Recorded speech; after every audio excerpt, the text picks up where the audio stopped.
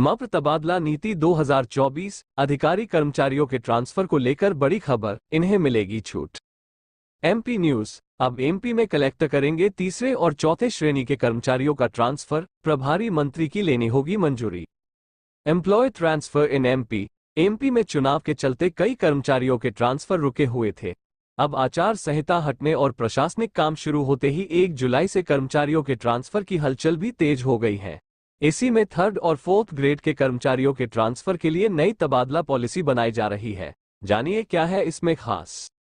MP में विधानसभा चुनाव और लोकसभा चुनाव के चलते ट्रांसफर पर रोक लगी हुई थी। अब 1 जुलाई आते ही कर्मचारियों के ट्रांसफर की हलचल तेज हो जाएगी।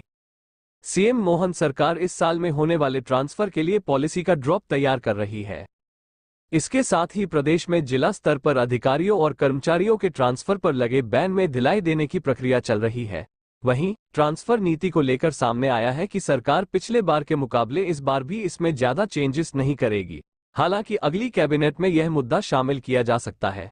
वहीं इस बार की ट्रांसफर पॉलिसी में सामने आया है कि प्रभारी मंत्री की परमिशन के आधार पर जिला कलेक्टर इनका ट्रांसफर कर सकेंगे। दरअसल प्रदेश में हर साल अधिकारियों के ट्रांसफर करने के लिए तबादला नीति बनाई जाती है। इसी कड़ी में इस साल की ट्रांसफर पॉलिसी बनाई जा रही है। इस पॉलिसी के आधार पर ही शासकीय कर्मचारियों के ट्रांसफर के फैसले लिए जाते हैं। इस बार की ट्रांसफर पॉलिसी को सीएम डॉक्टर मोहन यादव से अप्रूवल मिलने के बाद फाइनल कर दिया जाएगा। इसी के तहत कलेक्टर और जिला प्रभारी को कुछ अधिकार मिलेंगे।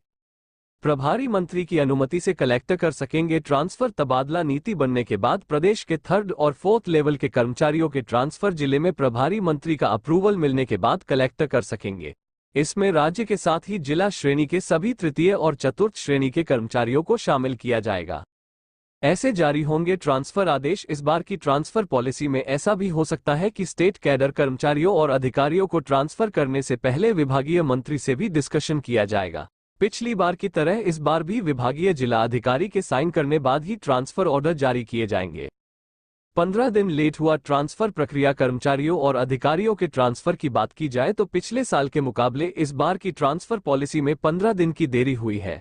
वहीं पिछले साल की बात की जाए तो 15 जून से 30 जून के बीच ही ट्रांसफर पर ढिलाई दी गई थी। प्रमुख पदाधिकारियों को मिलेगी छूट। वहीं तबादलों में शिथिलता आने के साथ ही मान्यता प्राप्त कर्मचारी संघ के प्रमुख पदाधिकारी को छूट मिलेगी। इसमें प्रांतीय, संभागीय, जिला, तहसील और ब्लॉक लेवल कार्यकारिणी में शामिल पदाधिकारियों को छूट मिलेगी।